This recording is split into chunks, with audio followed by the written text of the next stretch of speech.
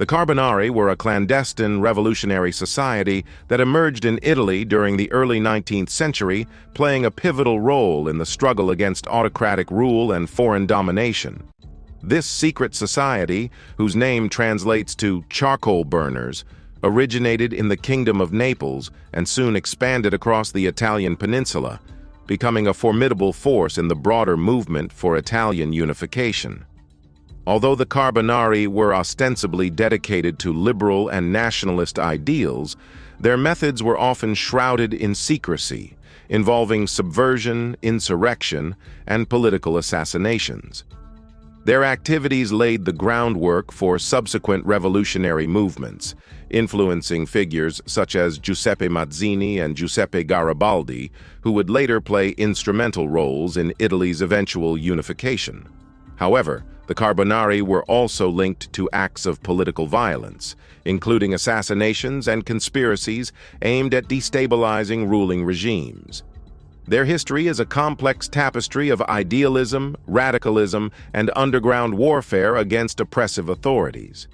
The origins of the Carbonari remain somewhat obscure, though their structure and rituals were heavily influenced by Freemasonry and older secret societies.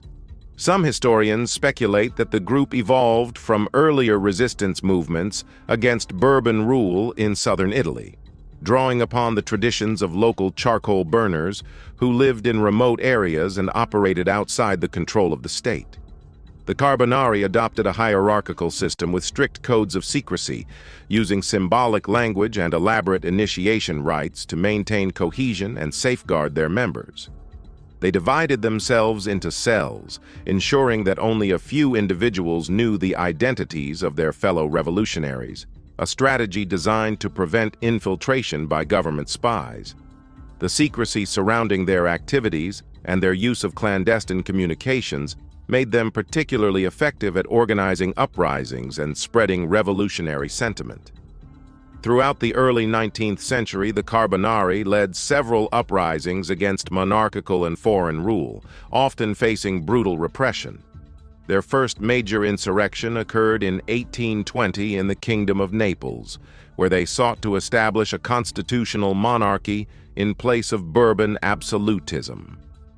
Inspired by the liberal movements sweeping Europe in the wake of the Napoleonic Wars, the Carbonari gained significant support among the military and middle-class intellectuals.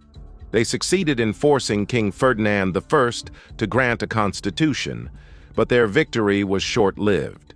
The Holy Alliance, an alliance of conservative European monarchies, dispatched Austrian troops to crush the rebellion. The Carbonari's resistance crumbled under the superior force, leading to mass arrests, executions, and exiles. This failure did not deter them. Rather, it reinforced their belief in the necessity of secrecy and direct action, including targeted assassinations of political figures seen as obstacles to their cause. One of the most infamous political assassinations attributed to the Carbonari was the murder of Charles Ferdinand, Duke of Berry, in 1820. The Duke was the nephew of King Louis VIII of France and a staunch supporter of the Bourbon Restoration. His assassination was carried out by Louis-Pierre Louvel, a radical who was reportedly inspired by Carbonari ideals. Although Louvel acted alone, his actions were seen as part of a broader campaign by revolutionary groups seeking to undermine the conservative order imposed by the Congress of Vienna. The assassination sent shockwaves through European monarchies, intensifying crackdowns on secret societies and liberal movements. Despite this, the Carbonari continued their activities, adapting their methods to evade repression while still working towards their goal of an independent and unified Italy.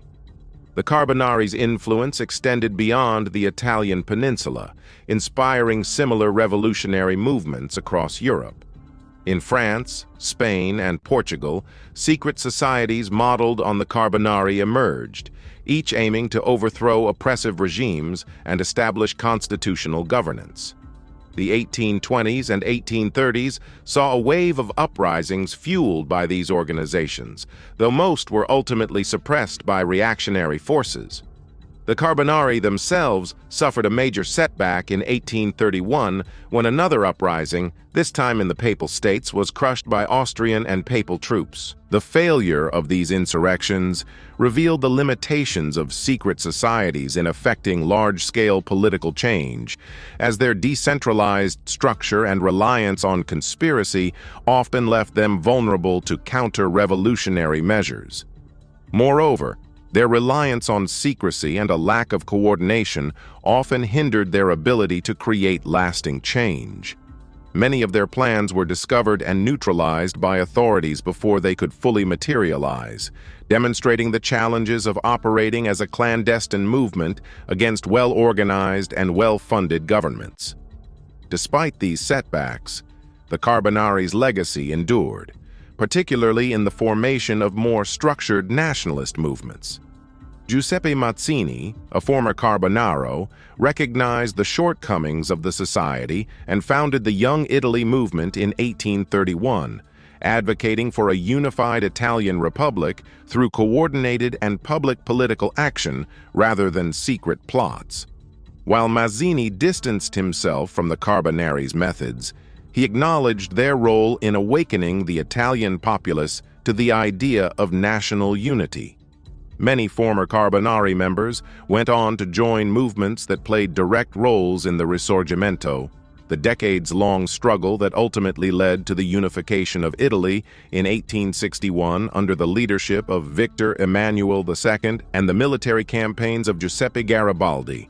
The revolutionary ideals championed by the Carbonari, including opposition to foreign rule, resistance to tyranny, and the pursuit of national identity, became foundational principles for later nationalist movements throughout Europe. The Carbonari's association with political assassinations and conspiracies contributed to their notoriety and the fear they instilled in ruling elites. Their methods, while often extreme, reflected the desperation of a population subjected to autocratic rule and foreign domination. At a time when open dissent was met with imprisonment or execution, secrecy and targeted violence became tools of resistance. However, the inefficacy of their approach in achieving lasting political change ultimately led to their decline. By the mid-19th century, the Carbonari had largely faded as an organized force, supplanted by more structured political movements that relied on mass mobilization rather than covert operations. The secrecy and compartmentalization that once protected them also became their downfall, as they struggled to maintain unity and strategic coordination against increasingly sophisticated counter-revolutionary efforts by European monarchies. Their failure to adapt to changing political realities, including the need for broader public engagement and diplomatic maneuvering, meant that they could not sustain their influence in the long term. While the Carbonari did not achieve their ultimate goal of Italian unification, their impact on the revolutionary landscape of Europe was profound. They fostered a spirit of defiance against tyranny, inspired future generations of nationalists, and demonstrated the power of underground resistance. Their story is one of courage, idealism, and the often harsh realities of revolutionary struggle. The Carbonari remain a symbol of the fight for freedom and self-determination, a reminder that even in the darkest times, the spark of rebellion can ignite a movement capable of reshaping history. Their influence can still be seen in modern movements that seek to challenge oppressive systems, proving that the legacy of secret revolutionary societies continues to inspire those who fight for justice and national sovereignty.